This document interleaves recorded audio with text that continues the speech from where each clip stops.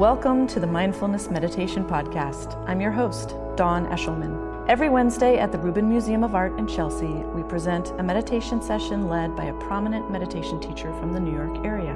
This podcast is a recording of our weekly practice. If you would like to join us in person, please visit our website at rubinmuseum.org/meditation. We are proud to be partnering with Sharon Salzberg and teachers from the New York Insight Meditation Center. The series is supported in part by the Hemera Foundation. In the description for each episode, you will find information about the theme for that week's session, including an image of a related artwork chosen from the Rubin Museum's permanent collection. And now, please enjoy your practice. Good afternoon. Welcome to the Mindfulness Meditation here at the Rubin Museum in partnership with Sharon Salzberg, New York Insight Meditation Center, the Interdependence Project, Shambhala Center, Parabola Magazine, and Hemera Foundation. My name is Tracy Cochran. I am the Assistant Manager to Himalayan Cultural Programs and Partnership.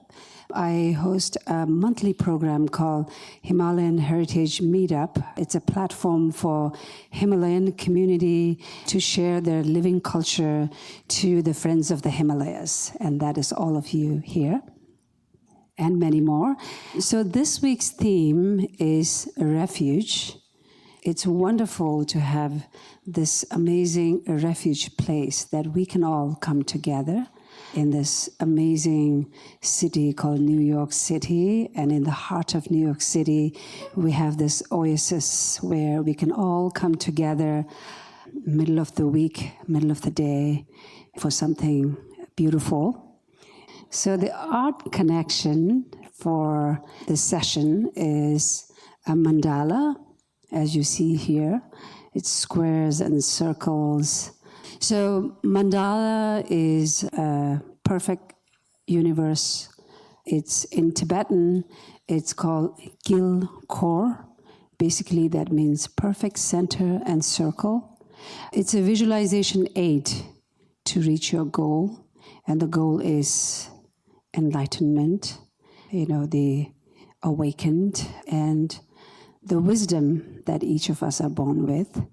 And so mandala, this is a mandala, our Wednesday mindful meditation mandala as well. So that's the art connection. It's a beautiful He Vajra in the central deity here. And He Vajra is one of the very important yidam, which means meditational deity. So it's used for meditational aid, for a very, major empowerment. It's very hard to remember each and every deities and entourage. So often there are these dilkor or the mandala that is created to help the practitioners reach the goal. And so for this afternoon, our teacher is Tracy Cochran, and Tracy is a writer and senior editor at the quarterly magazine Parabola, which can be found online at parabola.org and also in the Rubin gift shop upstairs. Tracy has been a student of meditation and other spiritual practices for decades. In addition to Rubin, Tracy currently teaches at New York Insight and every Sunday at Tarrytown Insight, Tarrytown, New York. Tracy's writings and teaching schedule can be found online via Parabola, on Facebook, Twitter, and on tracycochran.org. Please help me welcome Tracy back. Thank you.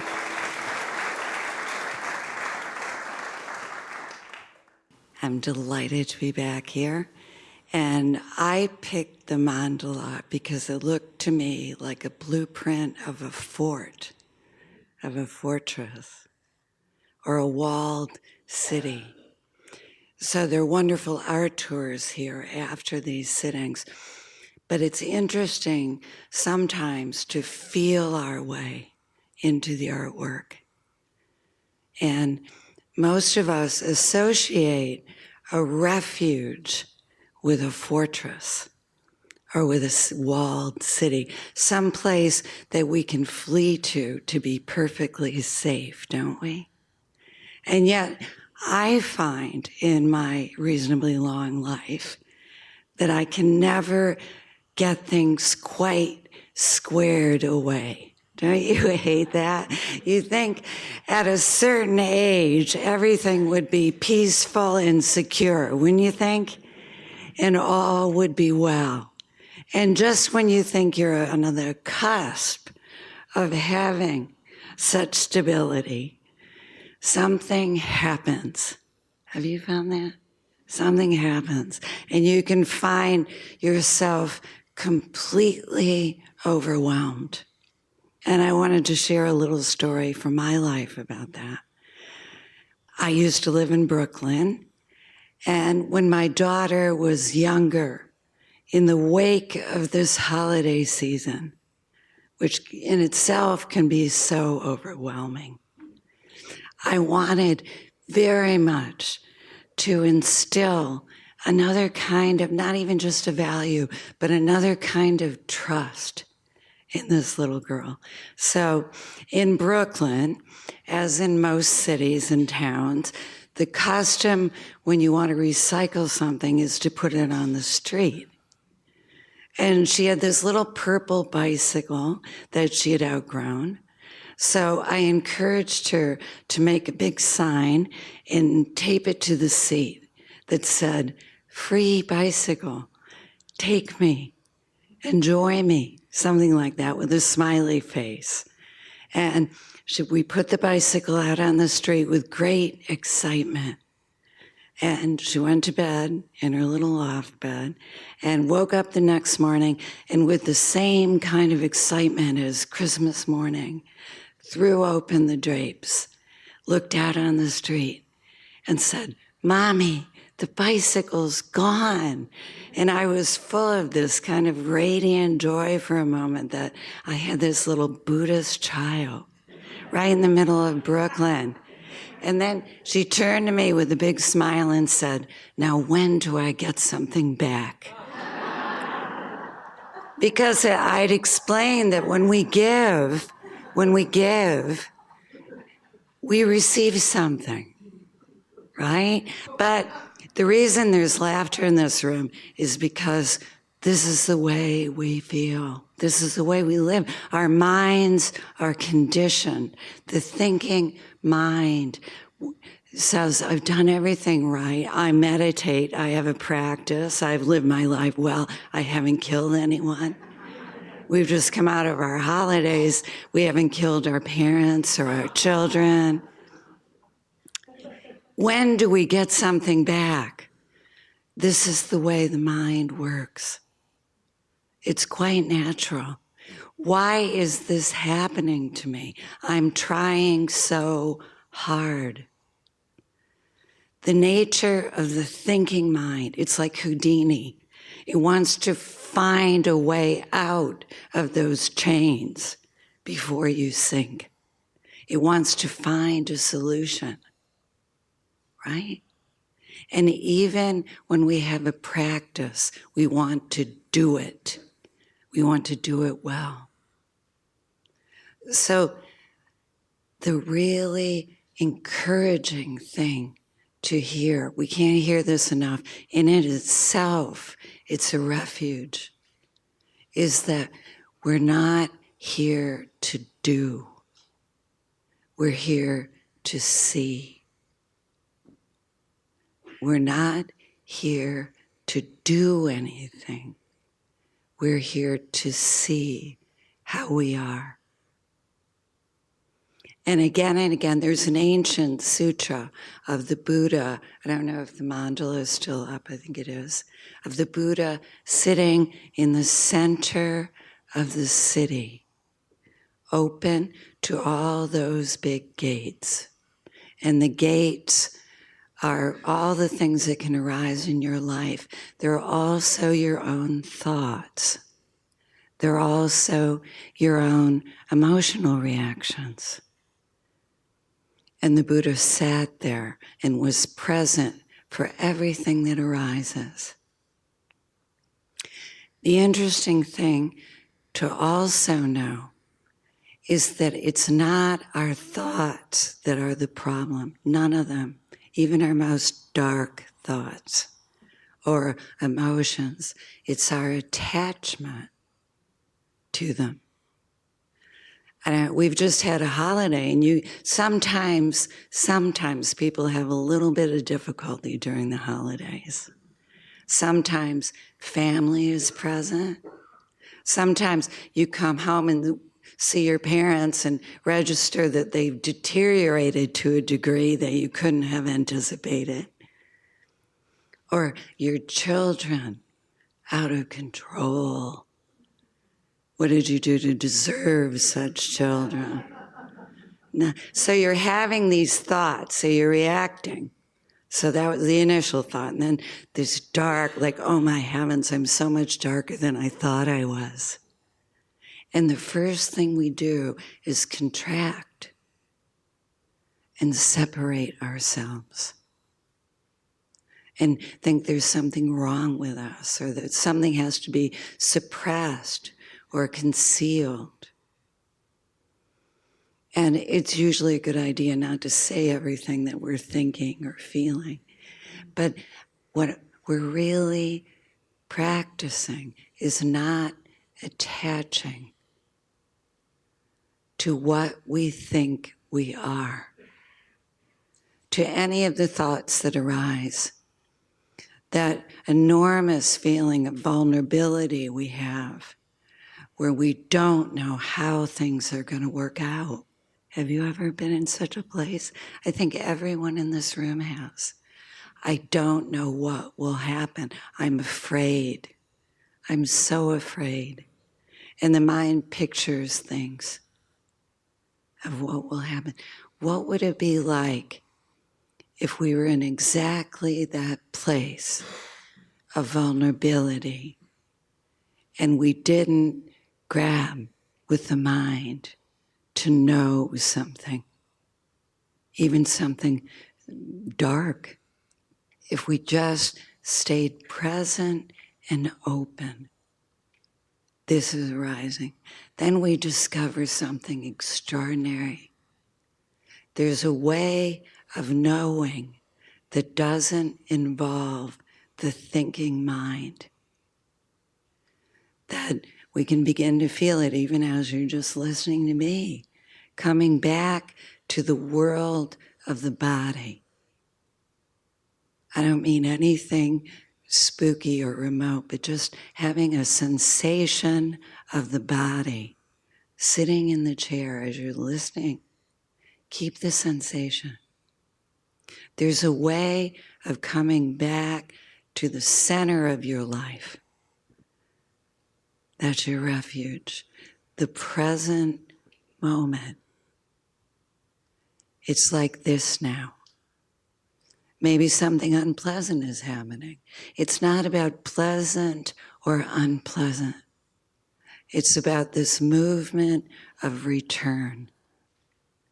I looked up the word refuge in English, and it comes from a Latin root that means to flee back to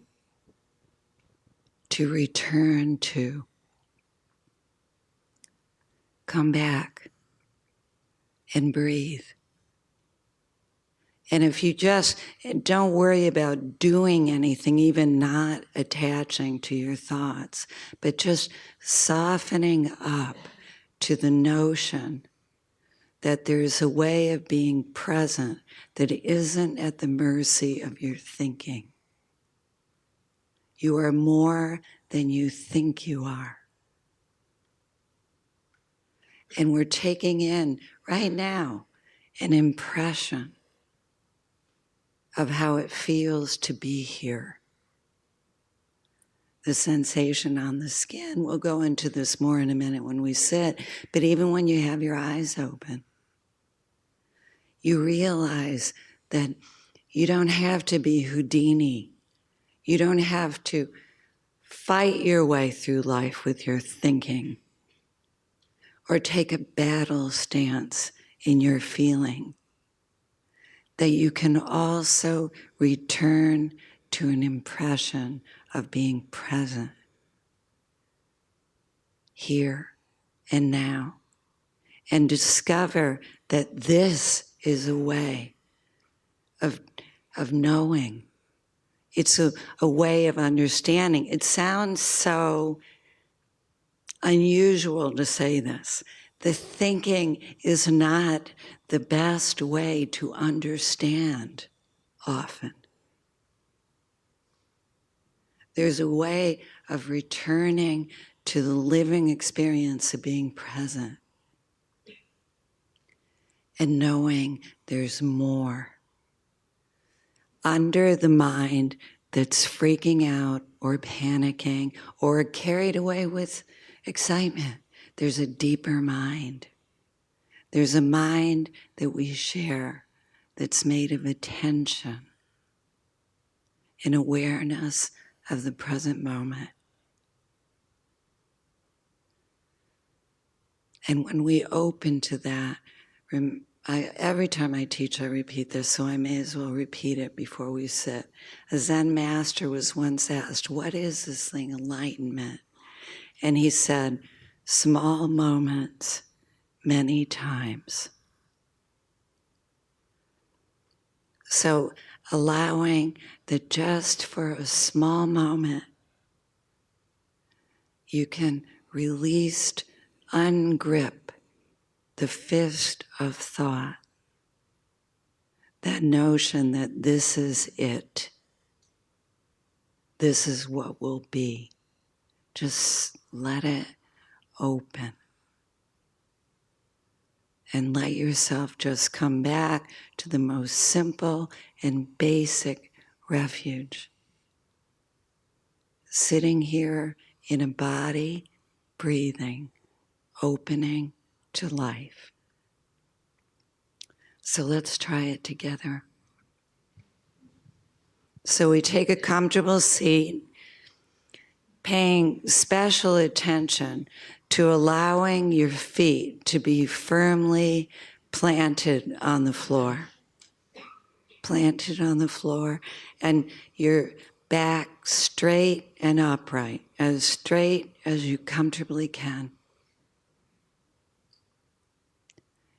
And allowing the eyes to close. Some people are not comfortable with closed eyes, in which case, avert them on the floor in front of you. But if possible, allow the eyes to close. And just take in a very simple impression of the body, without thinking about it, without striving in any way. Just notice the body.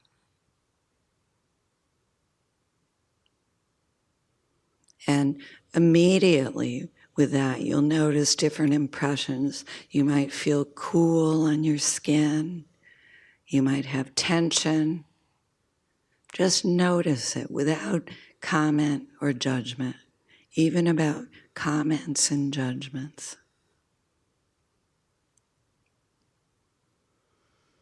And notice how bringing attention to the body begins to soften it just a bit.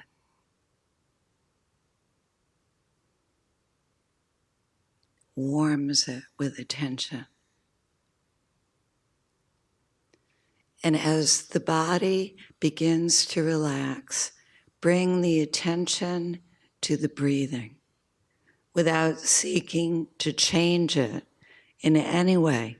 Just notice in-breath and out-breath.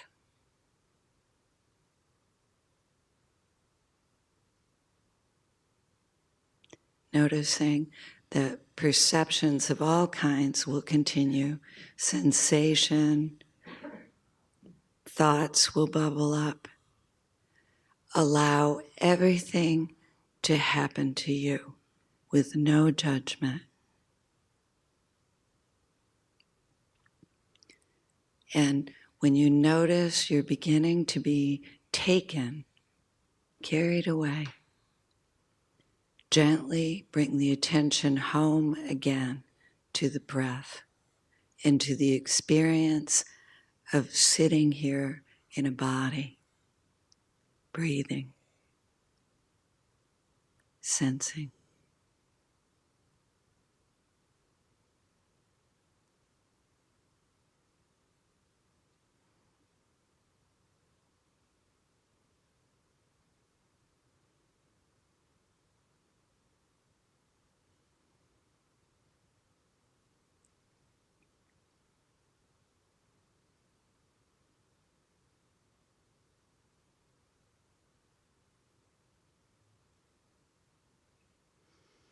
Noticing as we begin this movement of return. Sati, the word for mindfulness, means to remember, to come home to the body and the breath. Notice as we turn our attention homeward, there's a vibrancy in the body.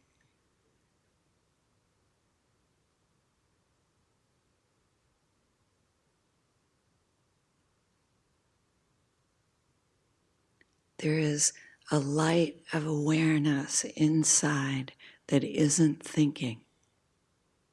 It's not separate from sensing, perceiving.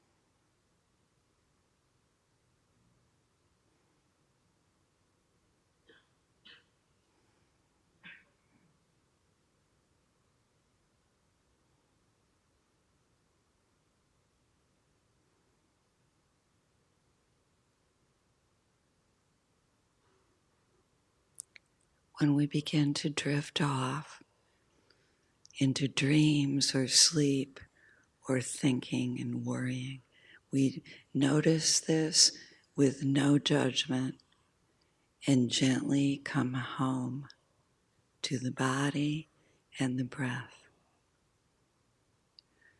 welcoming ourselves with kind acceptance.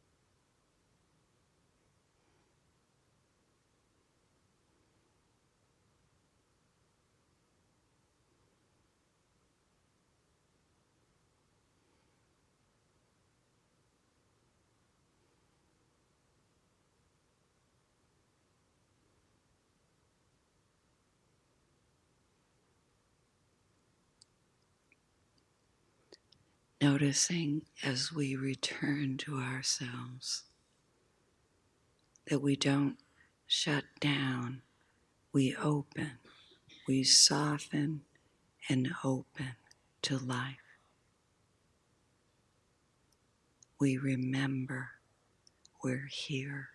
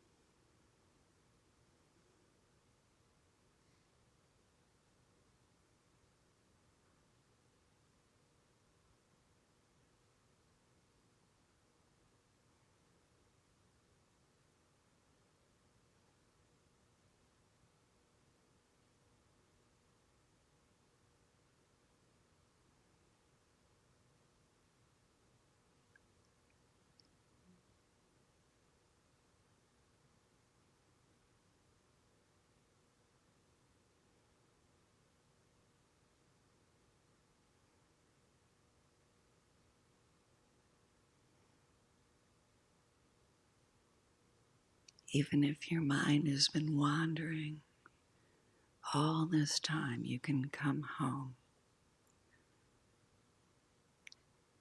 and find acceptance,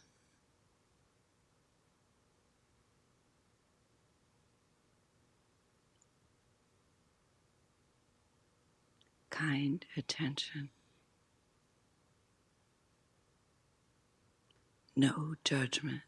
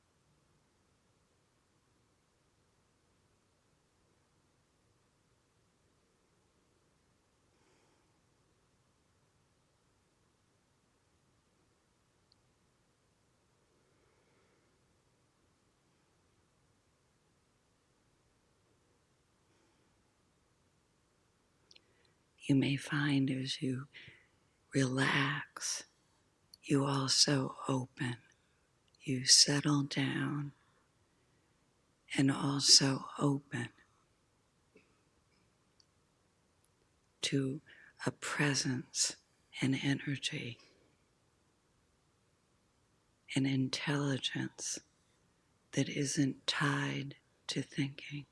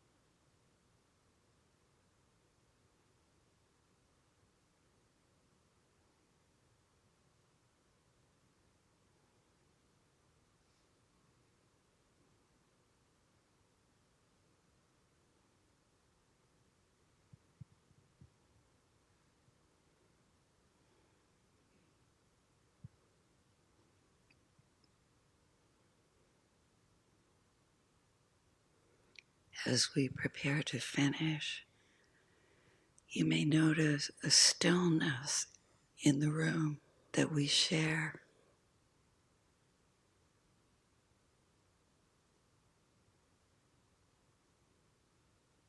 That's very alive.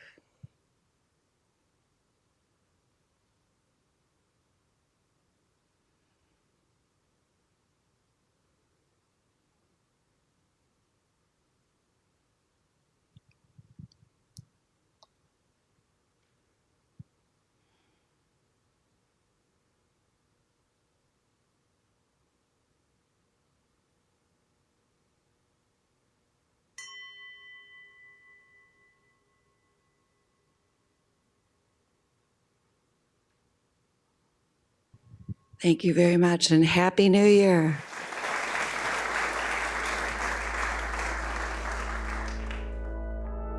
That concludes this week's practice.